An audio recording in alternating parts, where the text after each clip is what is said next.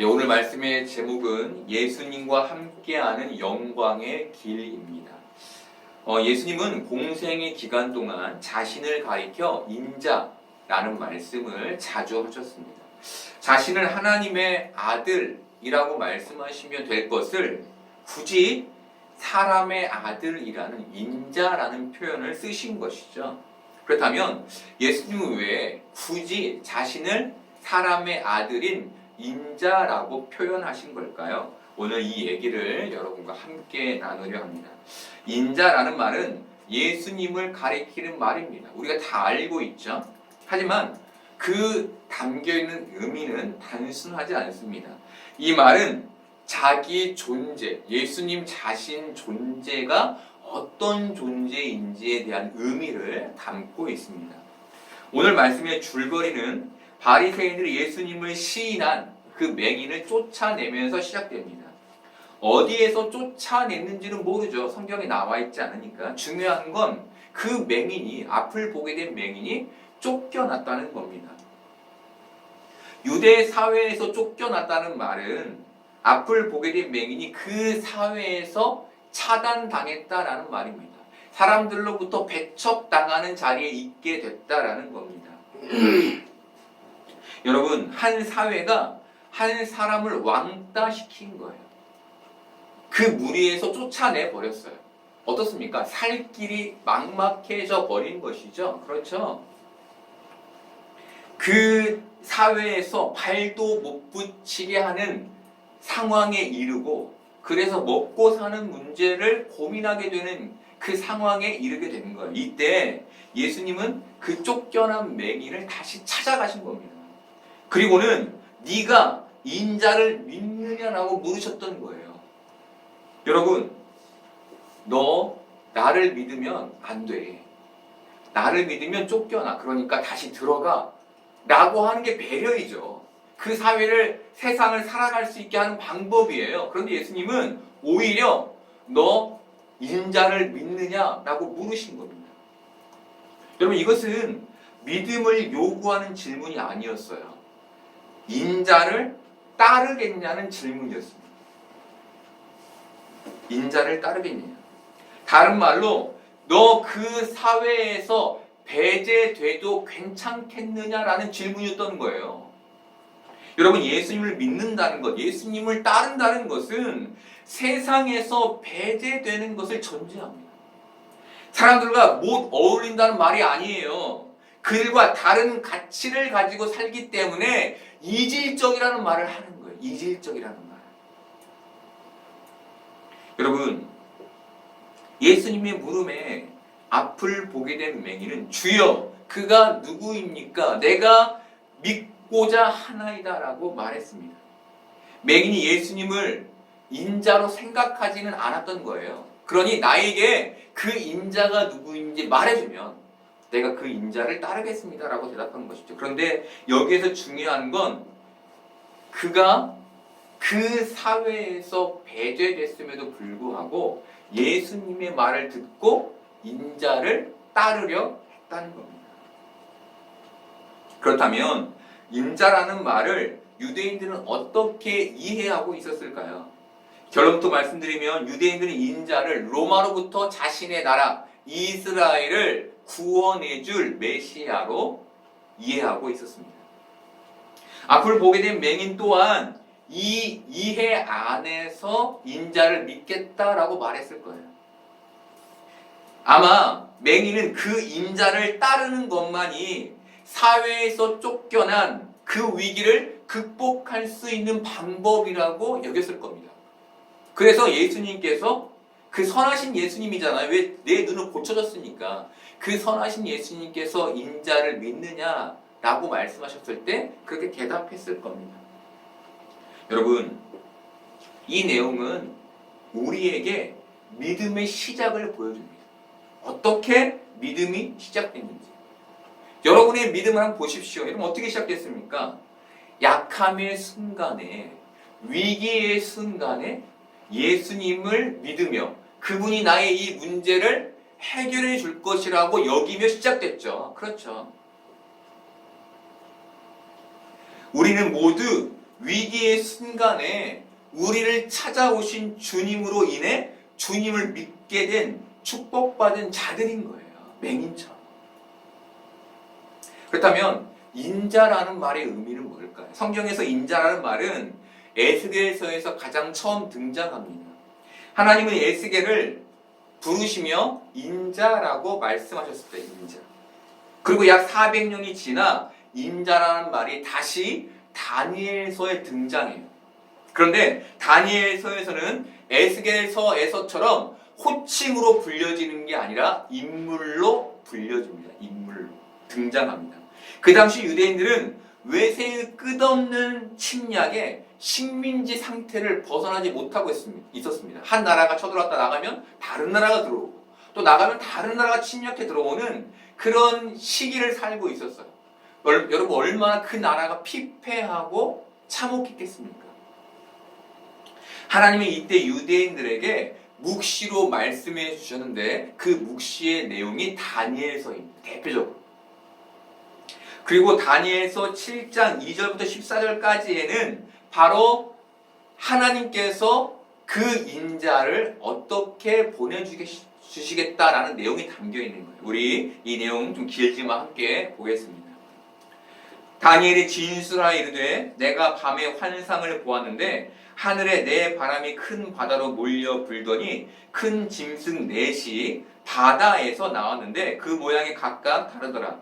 첫째는 사자와 같은데 독수리의 날개가 있더니 내가 보는 중에 그 날개가 뽑혔고 또 땅에서 들려서 사람처럼 두 발로 서게 함을 받았으며 또 사람의 마음을 받았더라. 또 보니 다른 짐승 곧 둘째는 곰과 같은데 그것이 몸 한쪽을 들었고 그 입의 이 사이에는 새 갈빗대가 물렸는데 그것에게 말하는 자들이 있어 이르기를 일어나서 많은 고기를 먹으라 하였더라. 그 후에 내가 또 본즉 다른 짐승 곧 표범과 같은 것이 있는데 그 등에는 새 날개 넷이 있고 그 짐승에게 또 머리 넷이 있으며 권세를 받았더라. 내가 밤 환상 가운데 그 다음에 본 넷째 짐승은 무섭고 놀라우며 또 매우 강하며 또 쇠로 된 큰 이가 있어서 먹고 부서뜨리고 그 나머지를 발로 밟았으며 이 짐승은 전의 모든 짐승과 다르고 또 10뿔이 있더라. 내가 그 뿔을 유심히 보는 중에 다른 작은 뿔이 그 사이에 나더니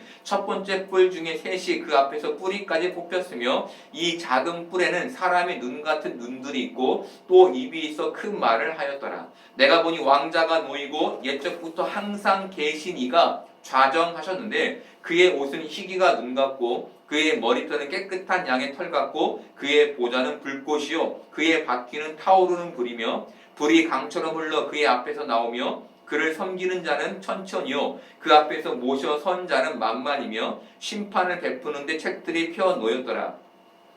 그때 내가 작은 뿔이 말하는 큰 목소리로 말미암아 주목하여 보는 사이에 짐승이 죽임을 당하고 그의 시체가 상한 바 되어 타오르는 불에 던져졌으며 그 남은 짐승들은 그의 권세를 빼앗겼으나 그 생명은 보존되어 정한 시기가 이르기를 기다리게 되었더라. 내가 또 밤 환상 중에 보니 인자 같은 이가 하늘 구름을 타고 와서 옛적부터 항상 계신 이에게 나아가 그 앞으로 인도되매 그에게 권세와 영광과 나라를 주고 모든 백성과 나라들과 다른 언어를 말하는 모든 자들이 그를 섬기게 하였으니 그의 권세는 소멸되지 아니하는 영원한 권세요 그의 나라는 멸망하지 아니할 것이니라.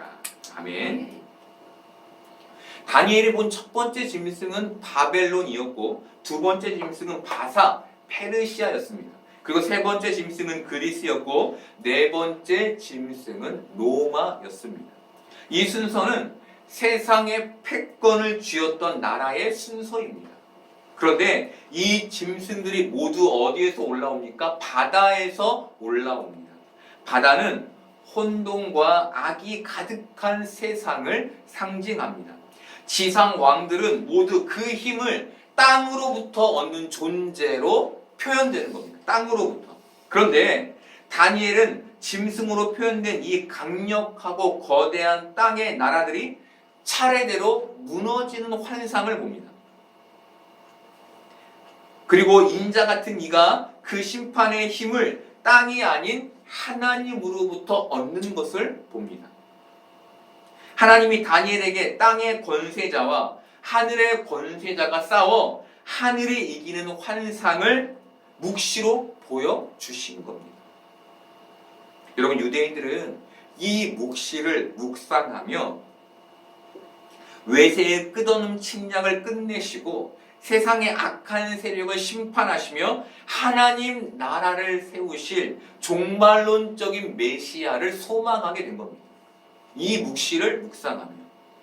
그리고 예수님은 바로 그 세상의 종말을 이룰, 심판을 이룰 왕이 나야, 하나님으로부터 온 자가 나야, 하나님으로부터 영원한 권세를 받은 자가 나야 라는 의미에서 사람들에게 자신을 인자라고 소개하신 겁니다. 그런데 예수님은 이런 심판의 왕, 권세의 왕으로의 모습만 우리에게 보여주시지 않으셨죠.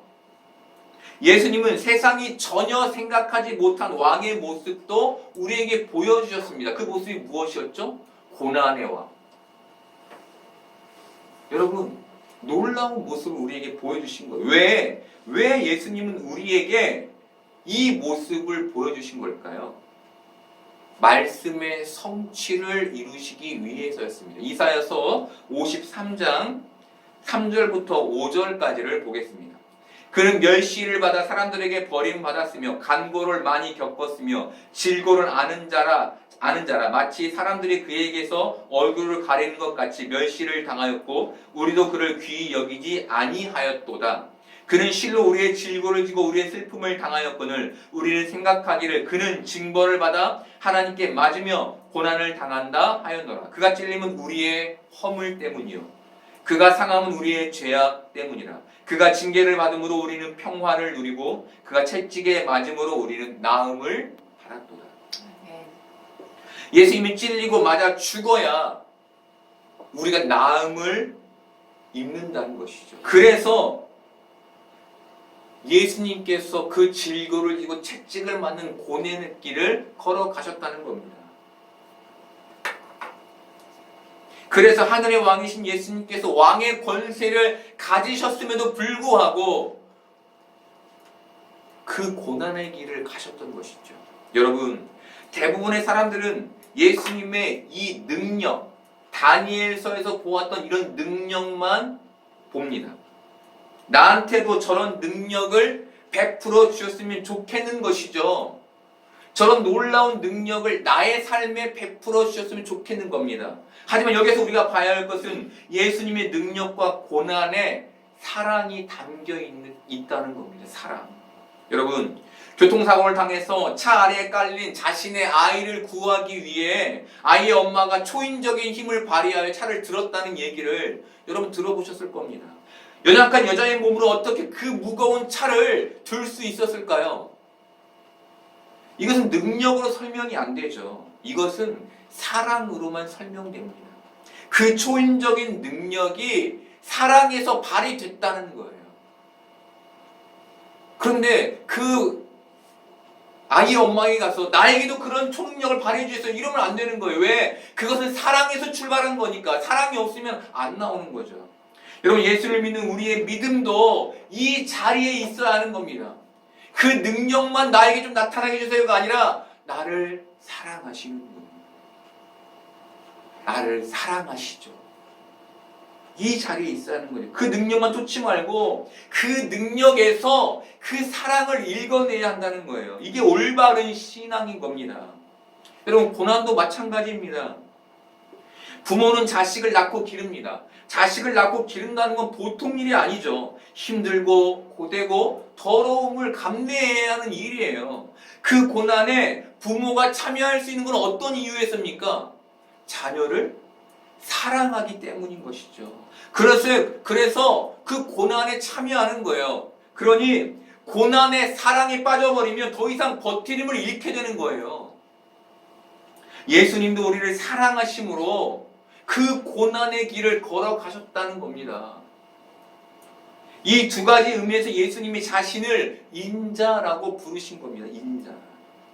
바울은 우리에게 로마서 8장 16절부터 18절까지 이런 말을 해줍니다. 성령이 친히 우리의 영과 더불어 우리가 하나님의 자녀인 것을 증언하시나니. 자녀이면 또한 상속자, 곧 하나님의 상속자요 그리스도와 함께 한 상속자니 우리가 그와 함께 영광을 받기 위하여 고난도 함께 받아야 할 것이니. 생각하건대 현재의 고난은 장차 우리에게 나타날 영광과 비교할 수 없도다. 우리가 예수님과 함께 묶여 있다는 거예요. 상속자로. 우리가 예수님에게까지 다다라야 한다는 거예요. 상속자니까. 그 방법은 예수님이 받으신 고난을 우리도 함께 받는 것이라고 바울이 우리에게 말해주는 거예요.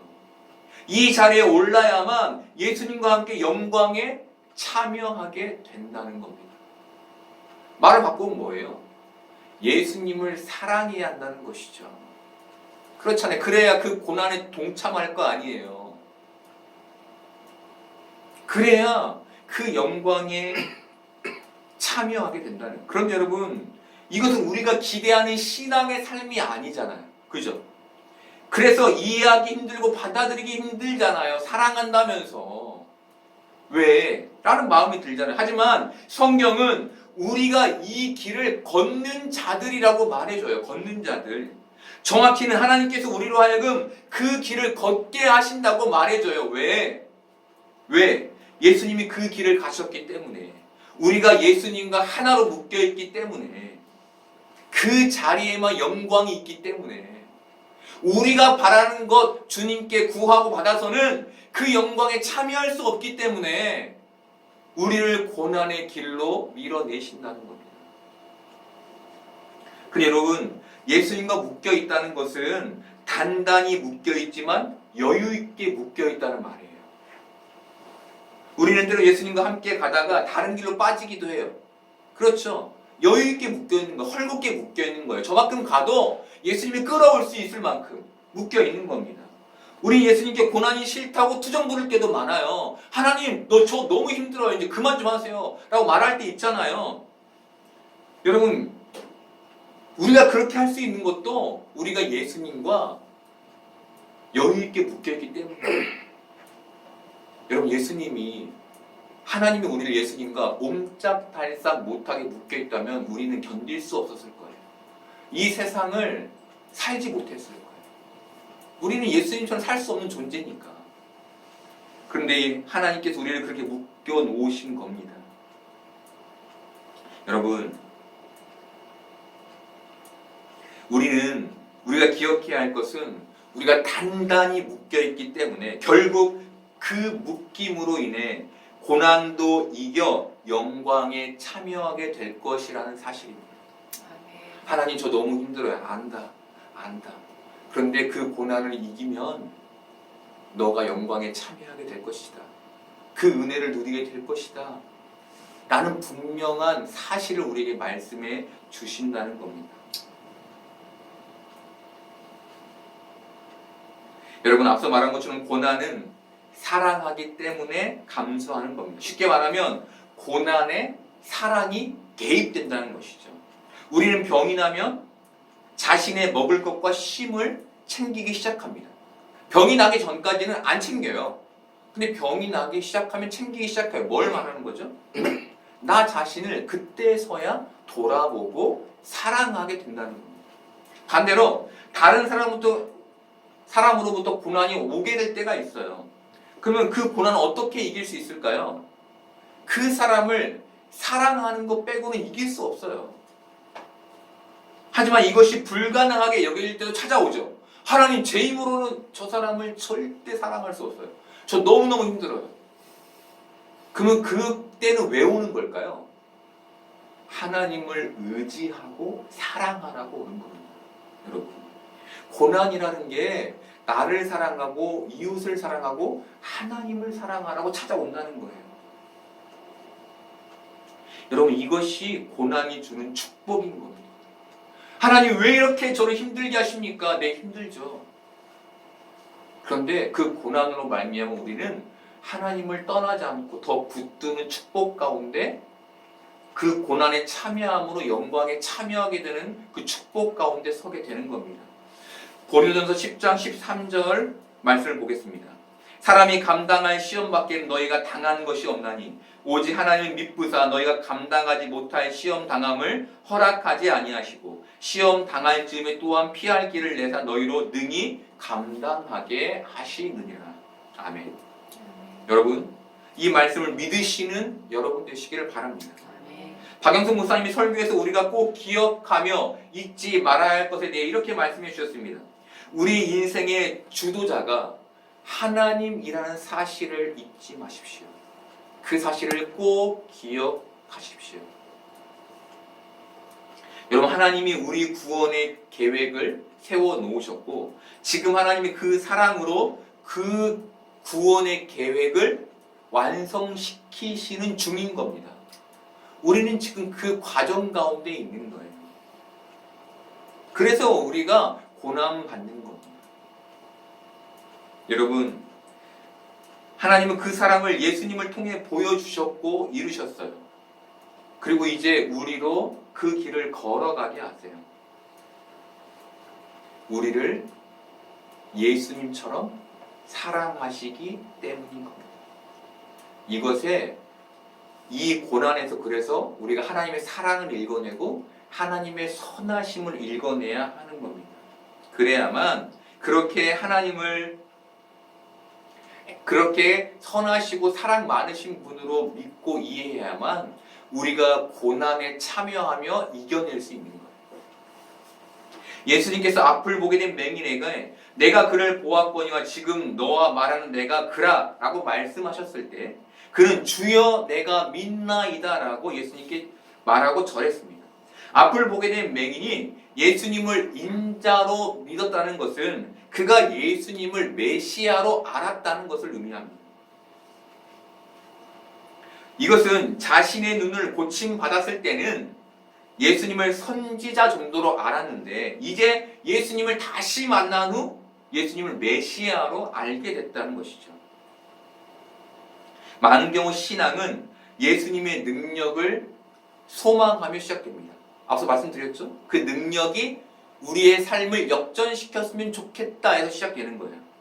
그런데 여러분, 이 상태는 예수님을 선지자 정도로 이해하는 상태입니다. 이 상태는 그의 능력이 나의 인생을 역전시켰으면 좋겠다라고 믿는 상태, 이 상태는 예수님을 선지자 정도로 이해하는 상태인 거예요. 그런데 어느 날 예수님께서 우리를 다시 찾아오셔서 예수님의 존재를 새롭게 계시해 주실 때가 옵니다. 그때 우리는 예수님을 비로소 종말론적인 심판의 왕으로 메시아로 알게 되는 거예요. 여러분, 문제는 많은 사람들이 예수님을 능력의 선지자로 아는 것에서 그 다음 단계로 넘어가지 못하고 멈춰 있다는 겁니다. 이런 사람들은 믿음으로 고난을 피해가는 걸 큰 믿음이라고 생각합니다. 믿음으로 그 고난을 이겨내 피해가 이렇게 말한다는 거죠. 그리고 그걸 간증해요. 내가 믿음으로 피해갔다 고난. 그런데 여러분, 앞서 본 바울의 말에 비춰볼 때 이 생각은 쉽게 동의해서는 안 되는 말입니다. 어떤 목사님이 고난에 대해 설명하시는 설교를 듣게 됐습니다. 그분이 이렇게 말씀하셨습니다. 많은 사람들이 회개를 합니다. 그런데 많은 사람들이 회개를 넘어서지 못합니다. 회개는 뒤를 돌아보는 겁니다. 그런데 자꾸 뒤를 돌아보는 회개만 하는 것입니다. 회개는 뒤를 돌아보는 게 아니라 앞을 향해 나가는 겁니다. 다시 그 실수를 하지 않는 것이 회개입니다. 고난도 마찬가지입니다. 하나님 우리를 고난으로 이끄실 때 그 고난을 살아내는 게 믿음인 겁니다. 여러분, 우리가 이 땅에서 이해해야 할 건 하나님이 우리를 고난으로 이끌어 가신다는 겁니다. 왜죠? 예수님처럼 영광에 이르게 하기 위해서라는 거예요. 고난이 없는 영광은 없기 때문이라는 거예요. 여러분, 쉽지 않은 여정일 거라고 생각합니다. 그리고 쉽게 동의할 수 없을 거라고 생각합니다. 하지만 인자가 그 길을 걸으셨기에 우리도 그 끝에 영광이 있음을 믿어야 합니다. 여러분, 그 놀라운 영광이 장차올 영광이 내가 받는 고난보다 훨씬 커서 그 영광을 경험할 때 그 고난을 잊게 될 것이라고 주님이 말씀해 주셨죠. 성경을 통해서. 우리는 그 고난의 영광에 참여하고 있는 중인 겁니다. 그러니 그 길을 담대히 걸어가야 하는 것이죠. 예수님 39절에서 내가 심판하러 이 세상에 왔으니 보지 못하는 자는 보게 하고 보는 자들은 맹인이 되게 하려 함이라 라고 말씀해 주셨습니다. 세상을 심판하러 왔다는 말은 다니엘서의 말씀에 등장하는 인자의 역할입니다. 그런데 그 인자가 그 심판의 때에 보지 못하는 자들을 보게 하고 보는 자들을 맹인이 되게 하는 일을 하신다는 겁니다. 여러분, 우리가 생각하기에는 보지 못하는 자들을 보게 하고 보는 자들은 더 잘 보게 하는 게 맞는 것 같습니다. 그게 심판의 주가 해야 될 일인 것처럼 느껴지죠. 생각되죠. 근데 예수님은 그렇게 하지 않으신다고 말씀하시는 거예요. 왜 그러실까요?